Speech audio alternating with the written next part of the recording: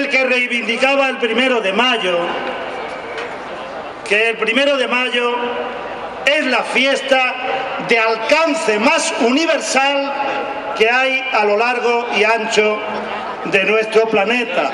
Y es verdad, no hay ni una sola efeméride, ni una sola conmemoria. Eso es lo que hoy estamos conmemorando, el 125 aniversario del 1 de mayo, que tiene una enorme vigencia, que pretenden contaminarnos con mensajes de que la fiesta del trabajo, que el papel de los sindicatos, que la organización obrera son cosas del pasado, que son una rémora que se la lleva por delante la globalización. No creáis ni una sola de esas palabras. Mirad, el 1 de mayo de 1890 se celebró en distintas ciudades de nuestro país. En una de ellas, en Barcelona, se elaboró un manifiesto que probablemente sería el del conjunto del Estado. Y terminaba hablando de algo de lo que seguimos hablando permanentemente.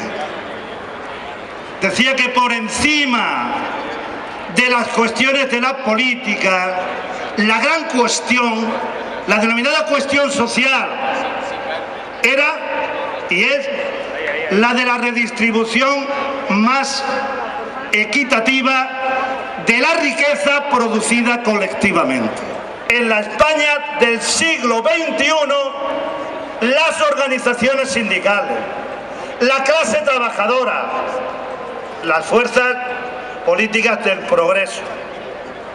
Por lo tanto, esa es una gran obra, desgraciadamente inacabada, que en este momento, como consecuencia de las políticas impuestas en la Unión Europea y en nuestro país, está bloqueada, colapsada.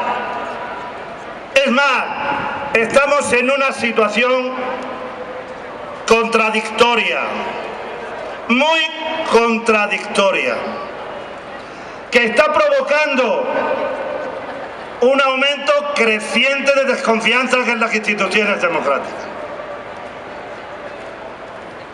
Hay algo que decía un viejo dirigente político ya muerto, en lo que tenía mucha razón.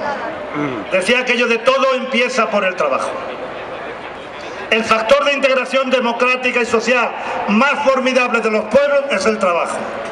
Tener derecho a un empleo digno, que ese empleo a su vez genere derechos, que tengas protección en caso de infortunio, en caso de vejez, en caso de enfermedad, que tengas acceso a la sanidad, que tengas acceso a la educación, que tengas una protección si pierdes tu puesto de trabajo, que tengas derecho a la negociación colectiva. Todo eso en nuestro país está colapsado. La sociedad española está herida en los elementos más formidables que refuerzan la confianza en las instituciones democráticas de un pueblo. Y eso lo debemos de tener todas y todos meridianamente claro. Mirad, a mí me ha venido a la memoria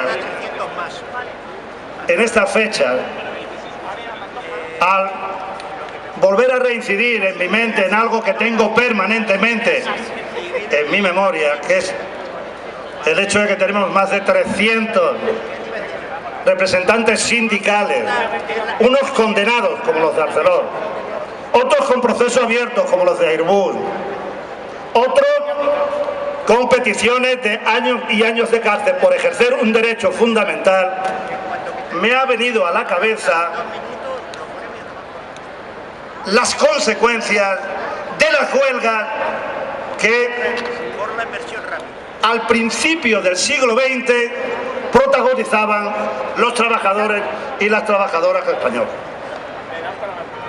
En el año 1903 hubo una huelga de alpargateros y alpargateras en Elche. Se ha conmemorado, por lo tanto, hace relativamente poco el centenario de aquella huelga.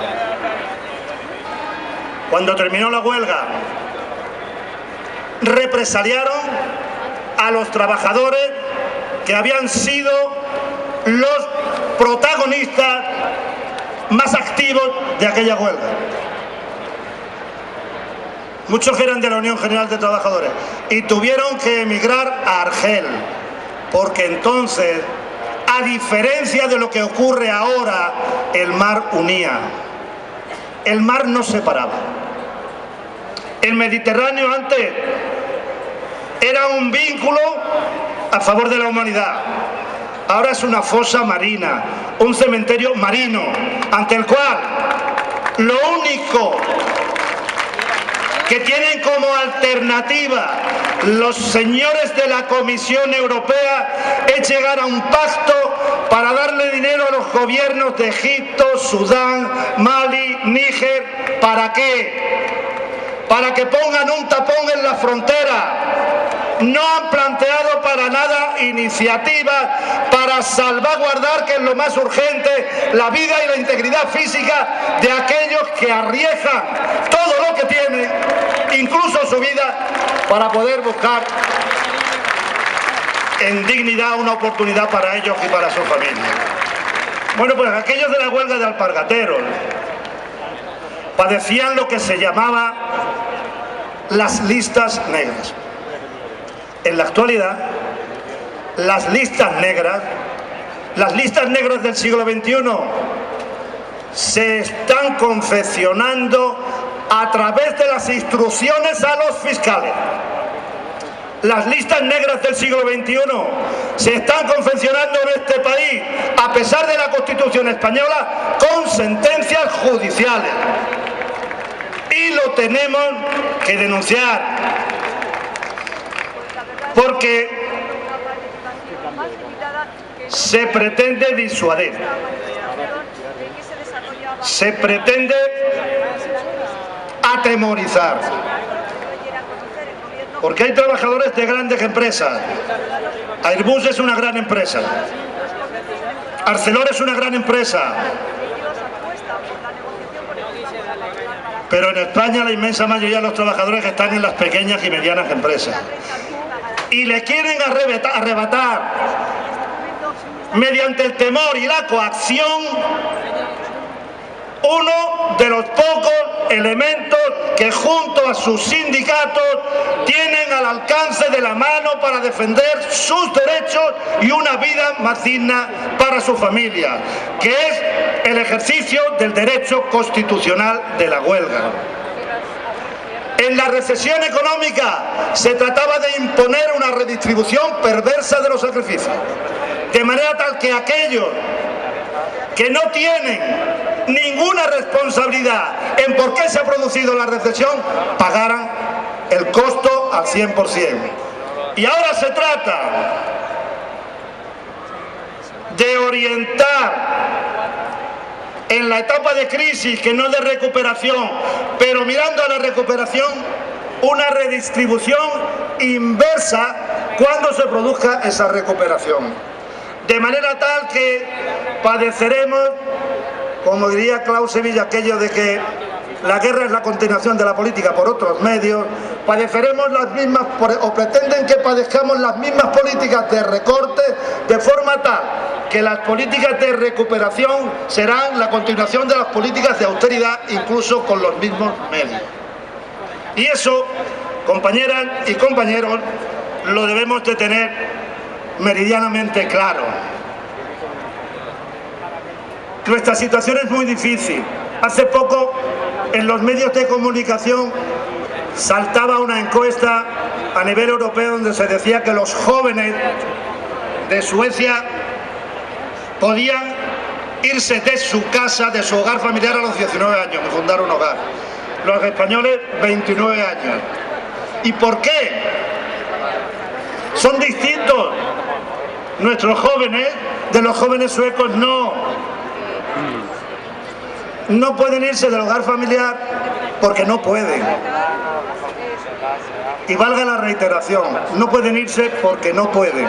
Salvo, y hay un número creciente de ellos, sí se plantean, y ya se lo plantean, salirse del hogar familiar, pero no para ir a otro sitio en su país, sino para irse a otro país de la Unión Europea o a otro país del mundo.